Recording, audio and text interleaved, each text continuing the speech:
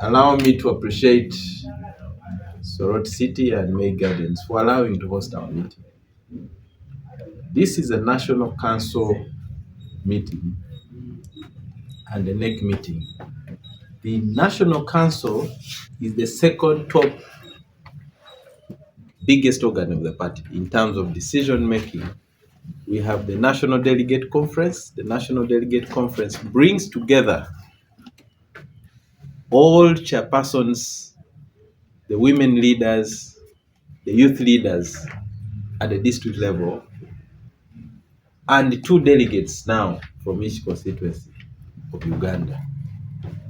Whereas then the NEC members and those who contested for parliament, those who won the parliamentary caucus and the parliamentary group. The parliamentary group for this nature or purpose is those who contested both won and those who did not win. Whereas the National Council brings together those who contested on a DP ticket in Uganda. For the last election, we have 146, those who ran in constituencies of Uganda, plus the NEC members that are 52. The NEC members are voted from all regions of Uganda, and that's where the president is also part of the NEC members. And then we shall have the chairpersons. The DP districts are 151. Uganda has 146 districts, but then in DP, all cities now are part of the district. So you add the cities, and then in Kampala is a special region. We have every division in Kampala is regarded as a district. We borrow from the other parties. You see the NRM looks at Kampala, it even has a vice president specifically to deal with Kampala. I think the other parties as well. For Kampala, we have a special region. And the delegate conference in Gulu decided to elevate the districts of Kampala, the divisions, 5 divisions into districts. So that gives the number to 151, those that will be here plus the next. So we expect about 390 delegates, the real delegates for this meeting. But then we shall have invited guests, we shall have the 4th estate. So we may be engaging here at about 450 people within that meeting. But before I say many things specifically to why we are, maybe I say them, then I will allow my brother, who is our area NEC convener of this meeting, to say something. This meeting is coming to determine our party strategic directions of where we want to go. And we decided to come to Soroti because we believe we run a national party. And we must appreciate the people from this area that have stood for the party. And you know that one of the first women that ran in our politics, Honorable Frances Akelo, is from teso. And therefore, teso has been, and she was on DP. So teso has stood with the Democratic Party. Our party is national. We went to Gulu for the National Delegate Conference. We were in Mbale for our last NEC meeting. We are now in Soroti. And of course, I faced several questions as a convener of the meeting. Why choose Soroti? My simplest answer is that Soroti, when you draw in the map of Uganda, is part of Uganda. And therefore, our party is registered to operate from everywhere. We do not expect interruptions from the police because this is an internal organ meeting of the party. I have communicated to the police because we are a civil institution that believes in the rule of law. We are a civil institution whose leader is the leader of the Ministry for Justice and Constitutional Affairs. But we run as a party. And the law, the Political Parties and Organization Act, requires us to notify the police for notification. And I duly did that. Yesterday, I tried to engage the police with all those aspects. And from this engagement, we are also going to meet the RPC and the DPC, specifically to ask them to provide the security because that's what the law says. Not to give permission. This notification was for them to know that they will be this meeting and for eventuality, not permission. That's why the letter reads notification. The letter does not read permission. So we did all those. And of course, I want to assure all our delegates and all our conveners here that we're a very civil institution that believes in civility. We believe in political untouchability. And the theme for this National Council meeting is overcoming political untouchability. We have a lot of political untouchability in Uganda, and we pride in it. The DP believes that we can engage everybody. Our leader engaged Joseph Kony even in the bush. So we believe we can engage everybody. And it's for that reason that we did engagement under Tojikwatako, which was a DP phrase. We did DP reunion, which birthed people power and eventually birthed a political party. We allowed Bobby Wine on our platform. We allowed Besigye and the Reform Agenda and Haji Alagid on our platform. When Bukenya got issues, we allowed him on our platform, Sejusa on our platform. And for the same purpose, we have also now engaged the NRM because we believe that Uganda is on crossroads and all of us must engage. So then delegates are meeting in Soroti specifically to determine and engage on a policy direction of a national unit, national transition without bloodshed, national dialogue, and reconciling the country alongside pushing for reforms. The delegates must know, because a lot of the delegates you see here, even my colleagues here, are running for election, and you cannot engage a politician or people that have run into elections without engaging with them in the aspect of how are we going to deal with the question of our electioneering. We also come to engage our National Council members to remind them that you can have Plan B, but you don't have Country B. So all we have to deal with is to deal with issues that affect Uganda. We have a country that is torn. We have a country that is radicalized. We have a country that is full of extremism, that the room for we that believe in engagement and discussion is purely and truly losing. And that at the end of the day, people want to see how are you falling in the road.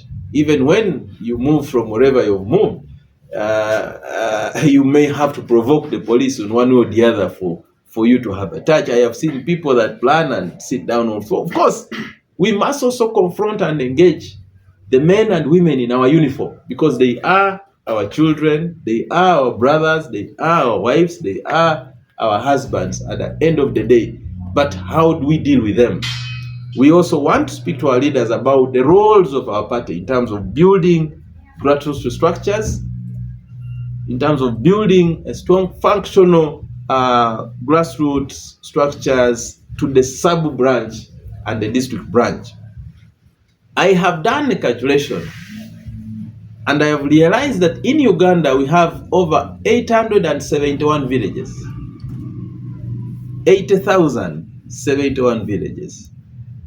The DP must have 22 leaders from the village level.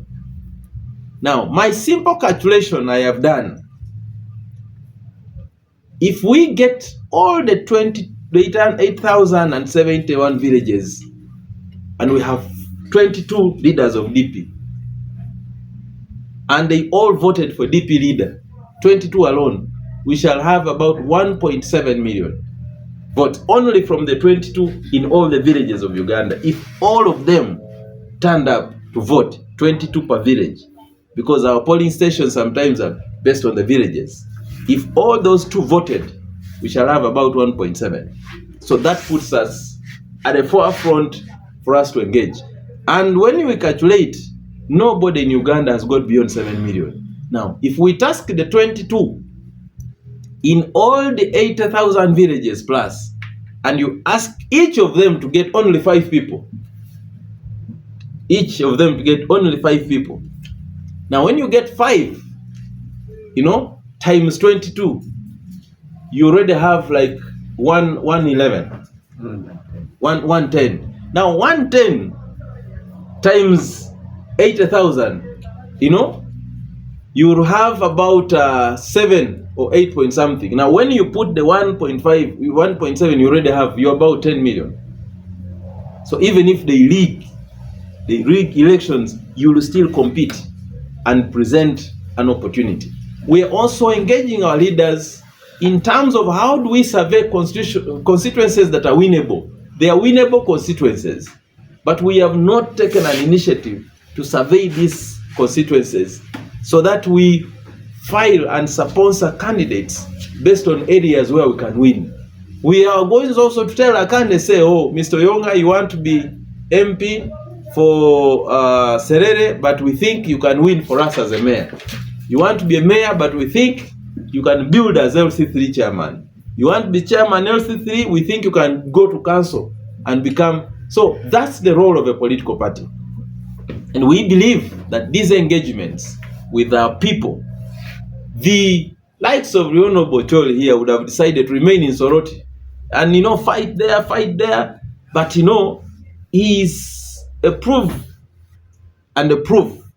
that we can straight and go to the villages, and all of us can become whatever small seat, but we will represent the voice of our region. And at the end of the day, we want to lay strategy in terms of how do we fundraise. We lay and approve strategies for funding our candidates. I want to assure our candidates that the DP will fund all its candidates. The DP, in the last 2 elections, DP has paid the nomination fee for all candidates at parliamentary level. It has printed posters for all candidates at parliamentary level. We are now saying we need more than that, so that we try to engage.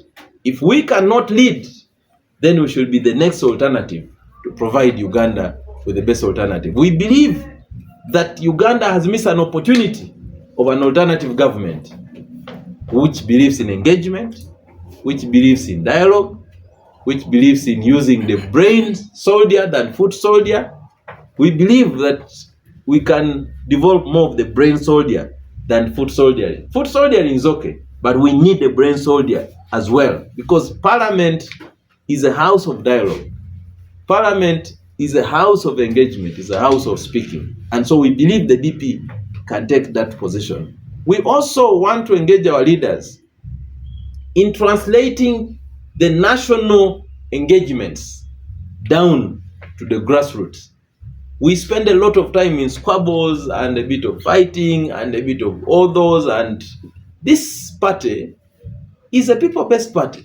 There is no party in Uganda that can go through what the DP has faced and they continue to survive. We are here to engage with our leaders, to appreciate them for steering the flag for the party.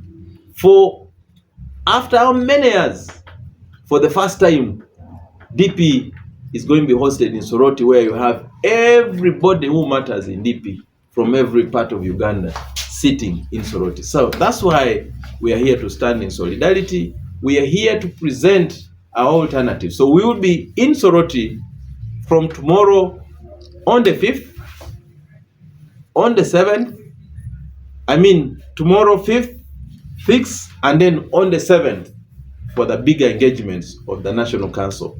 All the meetings are hosted in this place at May 7, and we'll be doing a lot of engagements. We want to pay courtesy call to the stakeholders in this area, the religious institutions, the cultural institutions, to the elderly within this area, for us to continue engaging them on our policy direction of pushing for a transitional Uganda without bloodshed. When I talk about bloodshed, this area has seen bloodshed. This greater north has seen bloodshed. When some people talk about war and bloodshed, they don't understand. War is not just about falling on the road and being confronted by the police. We have grown in the camps. We have seen people cooked, specifically boiled in trains. We have seen people in refugee camps and IDP camps. So we believe that the Democratic Party presents an alternative for Uganda, for us to start serious constructive engagement, because we believe we can all fit in this country. So this is the purpose for engagement, and I want to appreciate the media. I want to appreciate the bureau, Fourth Estate within teso, and of course across Uganda, that have continued to project our message.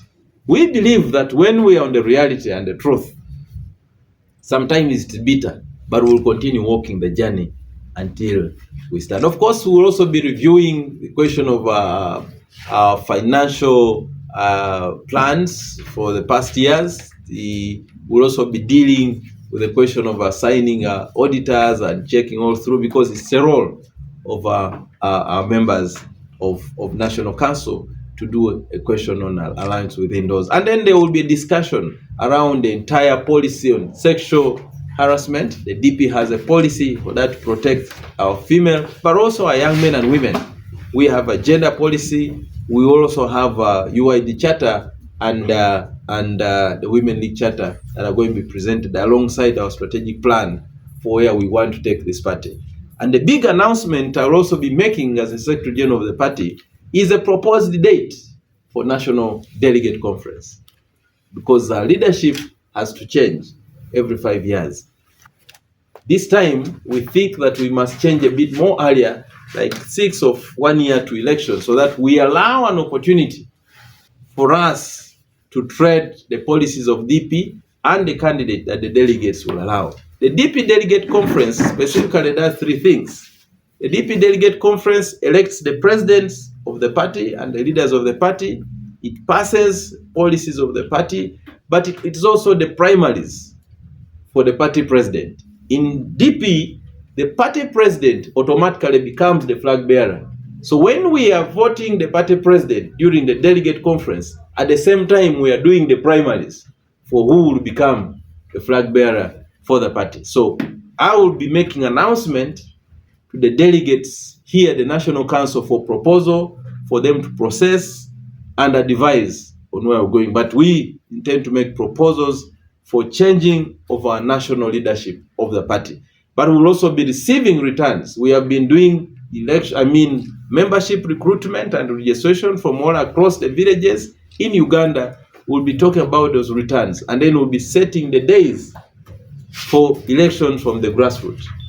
So this meeting will also play a key role in adopting the roadmap for the party that we'll be using for elections. And of course, I will be coming up again to tell the delegates how do we stand in terms of numbers, because numbers matter. In this party, sometimes well-wishers and supporters speak more than the real members of the party. And for you to become a member, to have a right of a membership, there should be an obligation for you what to do. So we want to tell who are these members. We got a problem in the party towards 2020 where there was mass, aversion from the party, people moving and crossing. We have also had many people that crossed from DP. We have also had those that are crossing to DP and all those. And we want to encourage Ugandans that the alternative party for Uganda, that believes and thinks for Uganda, that wishes Uganda well, is the Democratic Party. Uganda will never be peaceful until DP,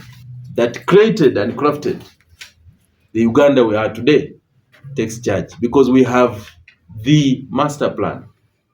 And how do we get here? Is through engagement, is through constructive engagement. We are pushing the line of constructive engagement. And I want to assure you, colleagues, that sometimes you may think we are wrong, but we also look at what our colleagues are doing. You look at Kenya. There was a man called William Samoei Ruto, who was with Raila in the opposition. He made his way, and you can see who is president of Kenya. And politics should also serve the interests. So we want to hear what are the interests of teso in our politics. It's not about what positions we have. What are the interests of teso in our politics, and what are we using the positions we have to advocate for the people of this region? What are the interests of Bukedi? What are the interests of Busoga? What are the interests of Sebei? Remember, under the Democratic Party leadership, Ben Kiwanuka is the one that carved and recognized Sebei as a region on its own and gave it a district to its own. We want to appreciate what are the issues for Karamoja. For how long will Karamoja live? Okay, fine, we have the road and all those. For how long shall we live on a hand to mouth? So the Democratic Party thinks beyond the box, and we must dialogue as a country to where we want to go.